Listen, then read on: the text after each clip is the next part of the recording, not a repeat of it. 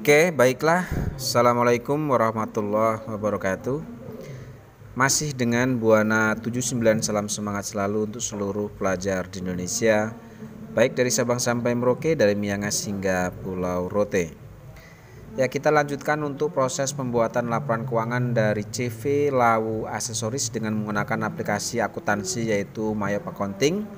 Ya, dimana pada pertemuan sebelumnya kita sudah sampai pada pembahasan terkait pencatatan dokumen transaksi itu nomor 10. Ya, mungkin untuk mempercepat durasi karena begitu panjang, maka kita langsung saja ke permasalahannya. Ya, kita langsung ke dokumen transaksi nomor 11. Dokumen transaksi nomor 11 kita lihat di sini ada bukti kas keluar atau bukti pengeluaran kas. Nilai yang kita keluarkan adalah 40 juta. Nah, 40 juta ini kita keluarkan karena adanya pertukaran mobil Mitsubishi Mirage 2016 dengan truk Hino baru yang di sini memiliki nilai wajar itu adalah 205 juta. Kemudian perusahaan menyerahkan mobil dan uang tunai sebesar 40 juta. Jadi ada pertukaran mobil kita, ya mobil lama dengan mobil baru, di mana nilai mobil kita ini kita disuruh melihat daftar aset tetap dengan nilai mobil baru yaitu 205 juta. Oke, sekarang kita lihat, bisa kita lihat di daftar saldo ya, atau bisa juga di dalam daftar aset tetap. Untuk mempermudah kita langsung saja ke daftar saldo. Lihat bahwa vehicle at cost atau kendaraan kita yang lama ini memiliki nilai sebesar 240 juta dengan akumulasi penyusutannya itu 102 juta 500. Nah, kendaraan lama kita yang mempunyai nilai 240 kemudian dikurangi dengan akumulasi penyusutan 102 juta 500, ini akan ditukar dengan kendaraan baru yang nilainya tadi ada 205 juta ditambah dengan kas yaitu sebesar 40 juta. Nah, atas dasar transaksi ini, maka apabila kita catat ke dalam jurnal, maka yang pertama kita masukkan dulu untuk kendaraan yang baru atau vehicle at cost kita. Tadi nilainya adalah 205 juta ya, nilai kendaraan kita yang baru itu nilainya 205 juta.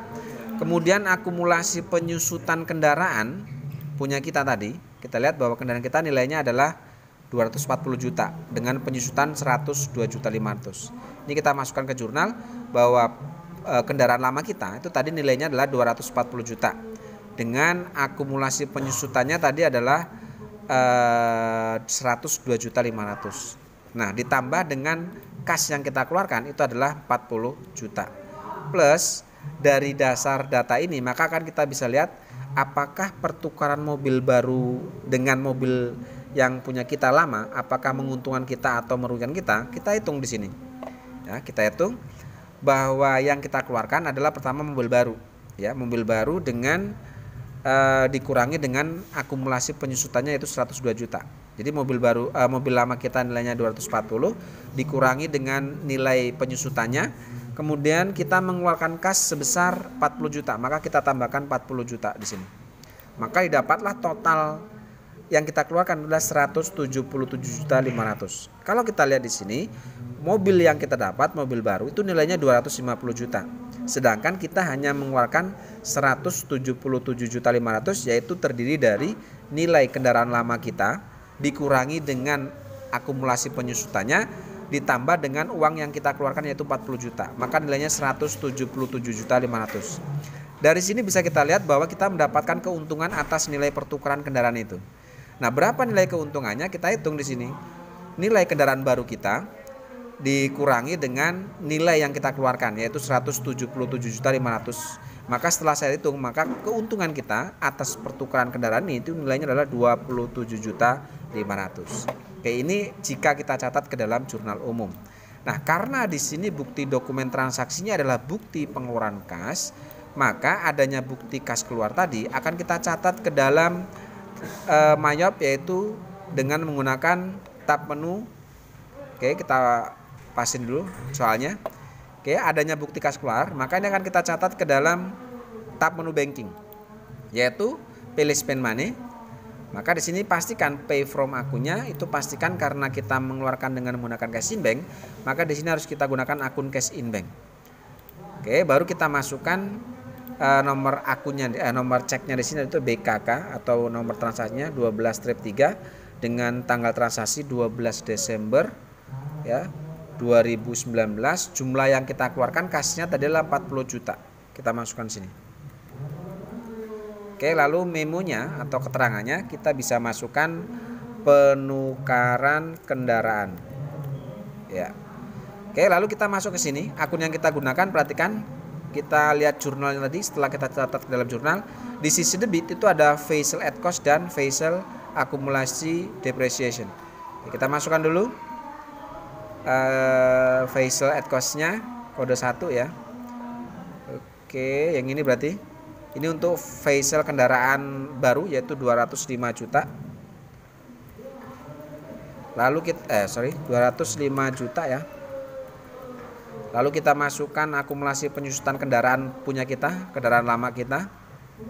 Ya, ini nilainya kita masukkan 102.500.000. Lalu kita masukkan yang di sisi sebelah kredit, yang sisi kredit ada cash in bank. Cash in bank sudah kita catat di atas ini, maka selanjutnya kita masukkan untuk yang kendaraan lama kita, facial at cost lama ya. Kita cari, gunakan juga di sini akun facial at cost masih tetap. Cuma di sini ada perbedaan facial at cost lama dan baru ya. Oke, nilainya untuk yang lama tadi ada 240 juta ya. Ya, 240 juta. Kita gunakan tanda min karena di sisi kredit ya, 240 juta. Ya, kemudian yang terakhir adalah keuntungan atau keuntungan atas penukaran itu kita gunakan gain on exchange akun. Ini pun karena di sisi sebelah kredit kita gunakan 27.500.000 min. Lalu kita tap ke bawah. Perhatikan out of bill-nya pastikan 0. Jika sudah seperti ini maka pencatatan jurnal pengeluaran kas ini ke dalam Mayop berarti sudah benar. Kalau sudah seperti ini bisa kita simpan record. Ya, itu dokumen transaksi nomor 11. Oke, di sini kita lihat dokumen pendukung transaksi nomor 11 ada bukti transfer ya. Lalu kita masuk transaksi nomor 12 ada bukti kas masuk. Keterangannya adalah pelunasan piutang. Oke, karena adanya penerimaan kas dari pelunasan piutang, maka di sini akan kita catat ke menu ke menu sales atau tab menu sales. Kita masuk ke receive payment. Ya, kita masukkan kita terima piutang dari Toko Rinjani Indah ya. Kita masukkan customernya Toko Rinjani Indah berarti yang ini. Oke, kita masukkan nomor buktinya BKM 12-2. BKM 12-2 tanggal terjadinya transaksi penerimaan tanggal 13 Desember 2019.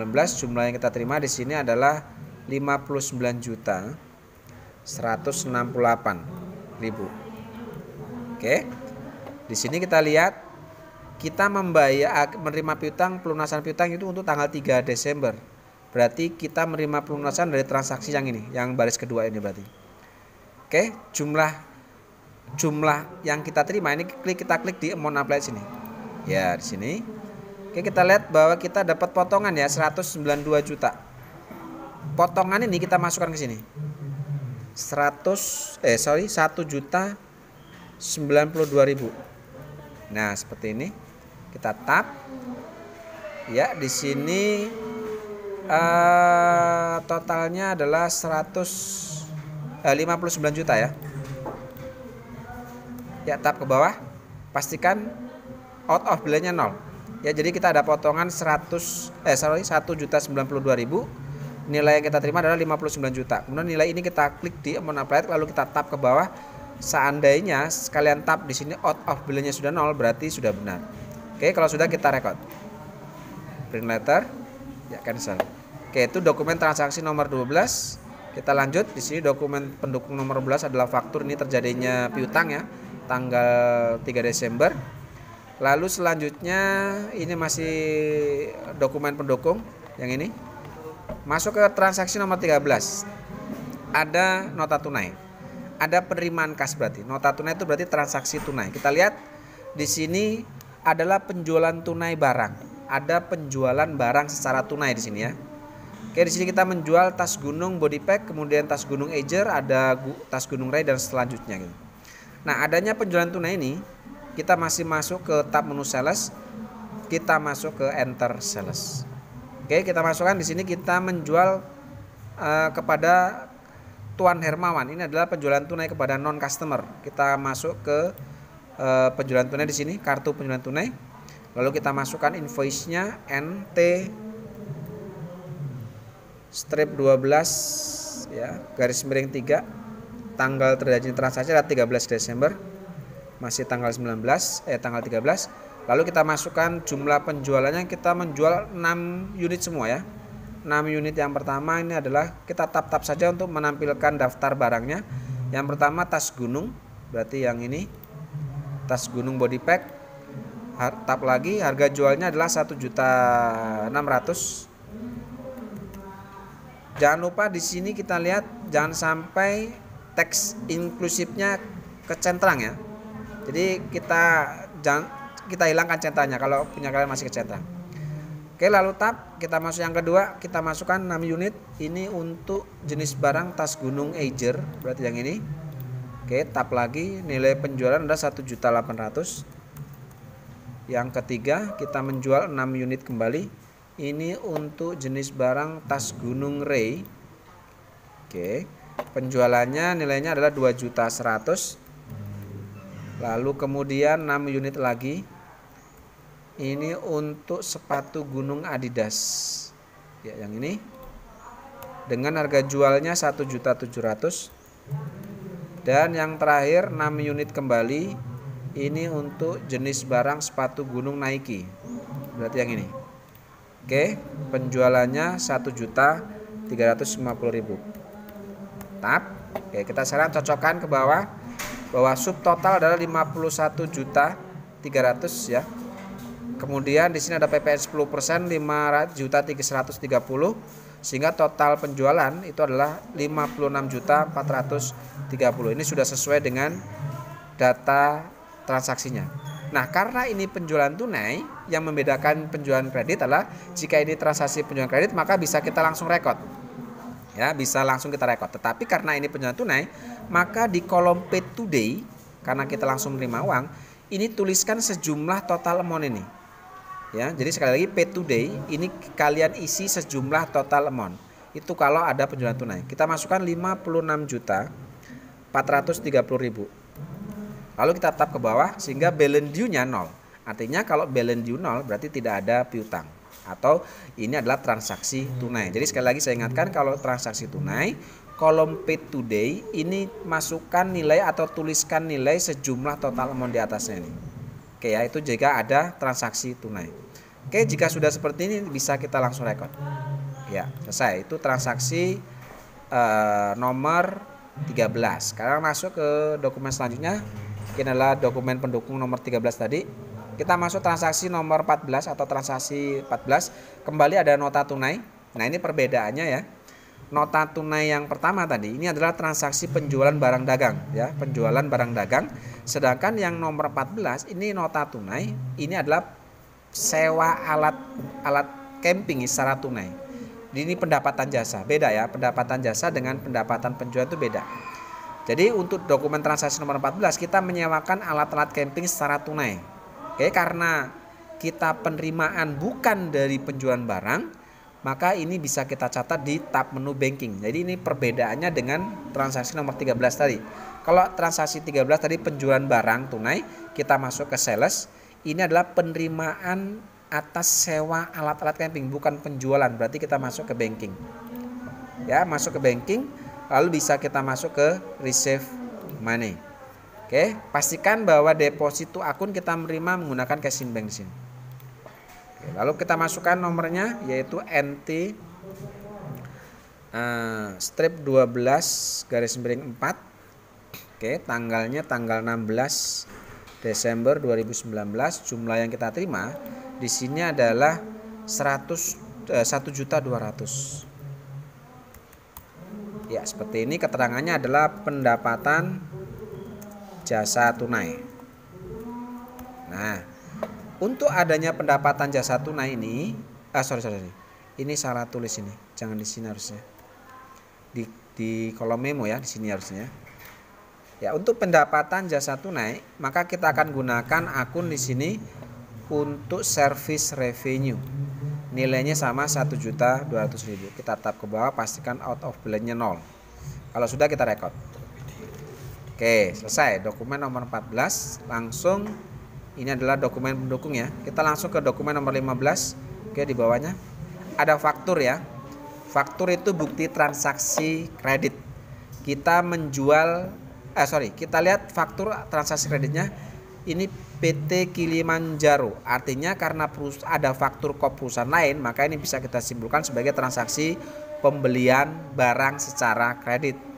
Oke, karena pembelian barang secara kredit, maka kita masuk ke menu purchase ya. Karena transaksi pembelian, kita masuk purchase, lalu kita masuk ke enter purchase. Oke, suppliernya kita masukkan, kita membeli kepada PT Kilimanjaro, berarti yang ini. Ya. Kita masukkan nomornya, nomor buktinya adalah KL456.